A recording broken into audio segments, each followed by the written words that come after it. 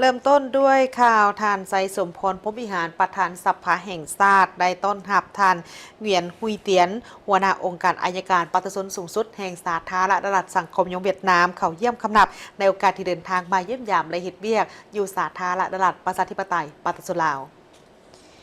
สหายเวียนฮุยเตียนได้รายงานเกี่ยวกับผลสำเร็จของการร่วมมือระหว่าง2องค์การอัยการปฏิสนในระยะที่ผ่านมาและทิศทางแผนการร่วมมือกันในต่อหน้าเป็นต้นกลเมนการสืบต่อจัดตั้งปฏิบัติบทบันทึกสวยจำที่ได้มีการเซ็นกันในระยะที่ผ่านมาเข้าสู่เวียกงานตัวจริงอย่างมีประสิทธิผลกองประชุมองค์การอัยการบรรดาแขวงที่มีสายแดนร่วมกันลาวเวียดนามครั้งที่8ในปี2026อยู่สาธารณรัฐประชาธิปไตยปฏิสุลาวสืบต่อช่วยเหลือก่อสร้างพนักงานอัยการปฏิสนของสาธารณรัฐประชาธิปไตยปฏิสุลาวอยู่สาธารณรัฐสังคมเวียดนามสร้างความเข้มแข็งให้แก่พนักงานอัยการเกี่ยวกับการต้านอาชญากรรมข้ามชาติและพัฒนาระบบอัยการดิจิตอลและการหันปิดทันสมัยอย่างบ่หยุดยั้ง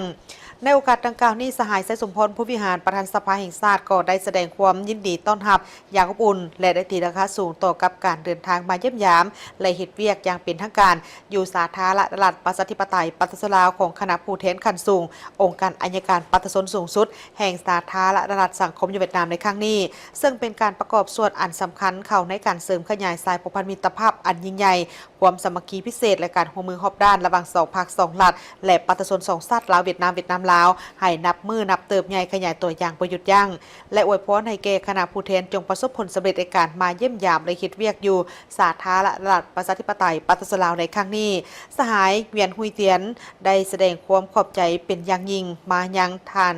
ไซสมพรพรหมวิหารที่ได้ให้การต้อนรับอย่างอบอุ่นในครั้งนี้